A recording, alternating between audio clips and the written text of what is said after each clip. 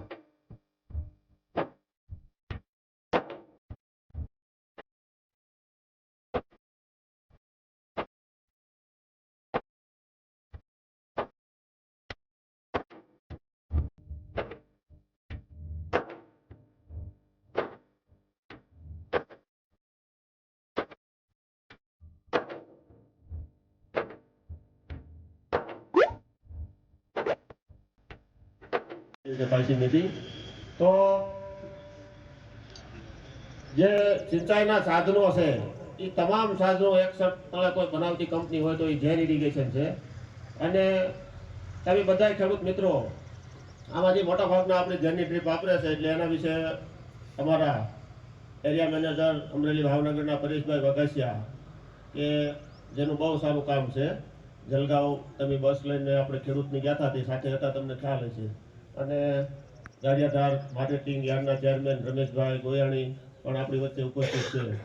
તો ટપક પદ્ધતિના ઉપયોગ અને ફાયદા અને નવી ટેકનોલોજી જે આવી છે એના વિશે માહિતગાર આપણને કરશે.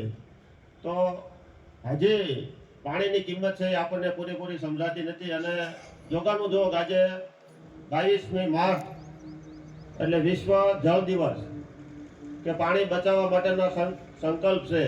કારણ કે ઉનાળો આવે તો આપણને પાણીની કિંમત સમજાય. જ્યારે ચોમાસું હોય ત્યારે પાણી વહી જતું હોય તો એની આપણને કિંમત ન હોય.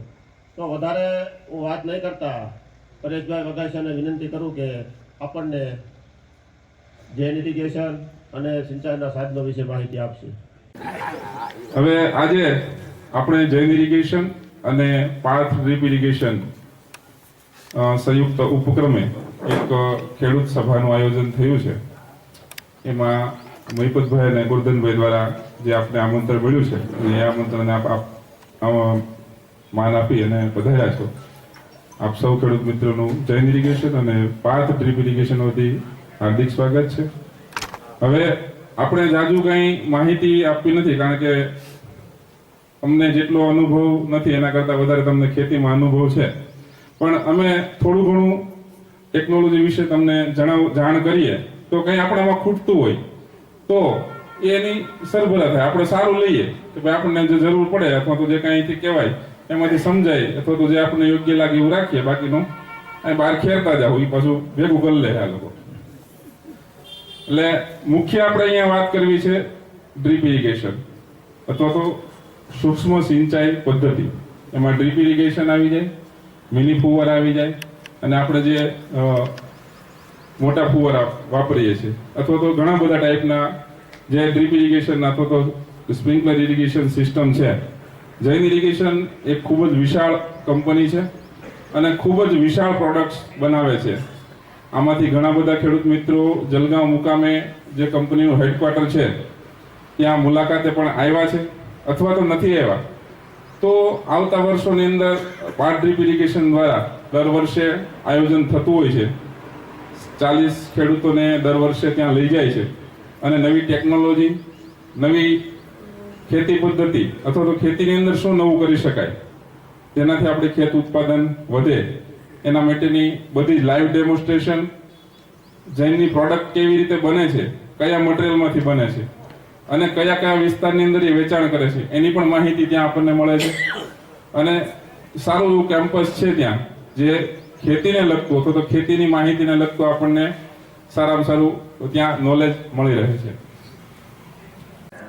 આપણે ઉત્પાદન વધારે મેળવીએ અને સારું ઉત્પાદન મેળવીએ એના માટે સતત ને સતત આપણું પ્રયત્ન ચાલુ હોય, પણ ક્યાંક ને ક્યાંક આપણી ક્ષતિ રહી જતી હોય તો એના માટે એ ક્ષતિ દૂર કરવા માટે આપણે કંઈક ને કંઈક નવું નોલેજ મેળવવું જોઈએ.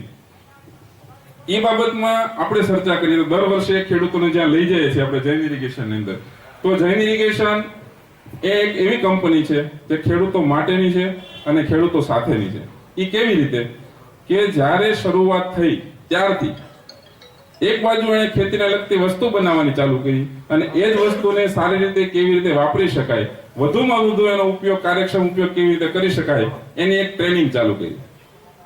કોઈ પણ વસ્તુ બનાવ્યા પછી જો એની ટ્રેનિંગ પ્રોપર આપવામાં ન આવે તો એ વસ્તુ ફેલ થાય.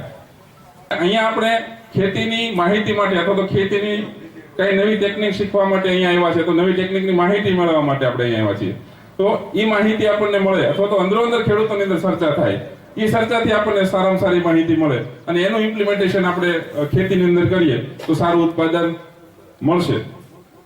હમણાં એક ખેડૂત બહાદુરગઢના એક ખેડૂત છે, એમને હું આપણે તમને તમારી સાથે રૂબરૂ કરાવીશ. એમણે એક મેજિકલ વાત કરી, એ પણ હું તમને ત્યારે જ કહીશ કે ભાઈ જાદુઈ ઘટના ઘટી એમની સાથે, એ તમને હું હમણાં એમની સાથે રૂબરૂ કરાવીશ ત્યારે વાત કરાવીશ. એટલે મેં ગઈ સાલે તે ડીપ કરી છે, 2 વીઘાની જ કરી છે. હવે એ 2 વીઘામાં કપા મેં કર્યો, એમાં ડીએપી ખાતર જ નહીં ગયું. ઓલું ઓર્ગેનિક આવે ને 450 થેલો આવે છે, એ 2 થેલા લીધા અને 1 થેલો લીધો ઓલું 1050 આવે છે, ખાતરનું નામ નથી આવડતું. આ 3 થેલા નાખ્યા છે, પછી ઉરિયાનો ડોઝ નથી આપ્યો અને ડ્રીપથી પાય અને 70 મણ કપાસ થયો, 75 મણ 2 વીઘાનો.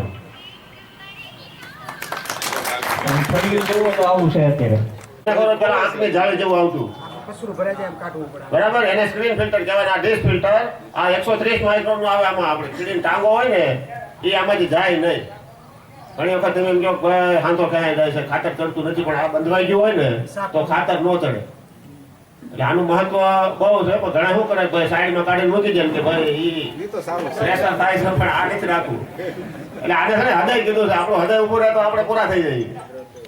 એટલે સાહેબનો જે કહેવાનો મતલબ એવો હતો કે તમે વાપરો છો, પણ જે ગાડી કેમ કીધું કે દોરીને જાઓ સણાસણા સુધી, એમ આપણે આ દોરીને ઉયા ગઈ ઘણી વખત. ડ્રીપ લીધી હોય પણ સીધા નીકળી જાય. પાણી લાવો છો હોવાનું, પછી 1 મહિનો 1 વર્ષ 2 વર્ષ જાય ને એટલે એમ કે ચોકઅપ થઈ ગઈ. એટલે આપણે એસિડી માટે જ રાખી છે કે દર વર્ષે કંપનીની ભલામણ એવી હોય છે કે એસિડ છે દર વર્ષે ચડાવવાનું. અને હું ખાસ કહું છું કે ભાઈ એસિડ ચડાવો ને એ વખતે આંખે ચશ્મા પહેરી લેવાના, મોઢે રૂમાલ બાંધી દેવાનો. ભાગ્યના છોકરાથી આપણે એસિડ દૂર રાખવાનું છે. ઘણા એમને ફોન કરે સુરતથી, ભાઈ અમારે ભાગ્ય આવે છે એસિડ આપી દેજો. એટલે અમે ભાગ્યનો તો સમજાવી જ છે.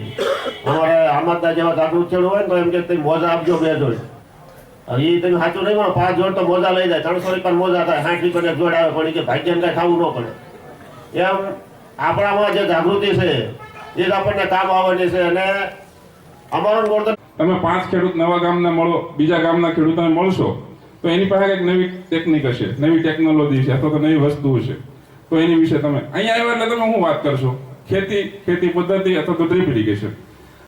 વરસાદમાં થઈને આમાં જમીન આસમાનનો ફેર મને દેખાણો. સિંગનો ઉતારો વધ્યો, સિંગની સાઈઝમાં ફરક પડ્યો અને બધી વાતે સિંગ હારી ઉતરી મારે. 8 વીઘાનું છે મિની સ્પ્રિંકલર, 32 નંબર વીટી 32. એ મારે વણ ભૂલ એ પડી ગઈ, નોખું નથી રાખી કે બેનું, કારણ કે લાંબે સાહેબ હતું એટલે ભેગું કાઢી નાખ્યું. જો અલગ કર્યું હોય તો ઉતારો કેટલો વધઘટ છે ખબર પડે, પણ એ કાંઈ મેં ફેરફાર નહોતો રાખ્યો, બધી હારે કાઢી પછી એમ. પણ સિંગમાં ઉતારો 100%, મિની સ્પ્રિંકલરમાં વધે 100%. આભાર ધીરુભાઈ. તો આ બધી થોડીક જૈન ઇરિગેશનની નાની મોટી ઉપરછલ્લી મતલબ માહિતી હતી. જૈન ઇરિગેશન તો એક મોટો દરિયો છે, કદાચ આપણે એકમાંથી એક કળશા જેટલું તમને પીરસી શક્યા છે. વધુ માહિતી માટે તમે ગમે ત્યારે જલગાંવ આવો, ઘણા બધા ખેડૂત મિત્રો જલગાંવ આવ્યા છે, તો ત્યાં ટેકનોલોજી શું છે, ટેકનોલોજીમાં ખેતી કેવી રીતે થાય છે, એના વિશે ખૂબ સરસ માહિતી અને આપણને નોલેજ અપડેશન મળે એવું છે. હમણાં મહિપતભાઈ અને ગોરધનભાઈ નક્કી કર્યું હતું કે સમયની કિંમત કરતાં આપણે થોડુંક એક નાનું એવું એક ગિફ્ટ પેકેજ રાખવું છે. તો અમે એવું નક્કી કર્યું હતું, પ્રથમ જે 100 ખેડૂતો આવે અને જેનું રજીસ્ટ્રેશન થાય એમાંથી 100 નંબરમાંથી આપણે એક ડ્રો કરશું અને પહેલા 5 વિજેતાને સીધી ગિફ્ટ આપશું અને બીજા 5 વિજેતાને એક પ્રશ્ન પૂછશું અને એનો સાચો જવાબ આપશે તો એને ગિફ્ટ આપશું. એવો એક નાનો એવો કાર્યક્રમ સરપંચ કહી છે.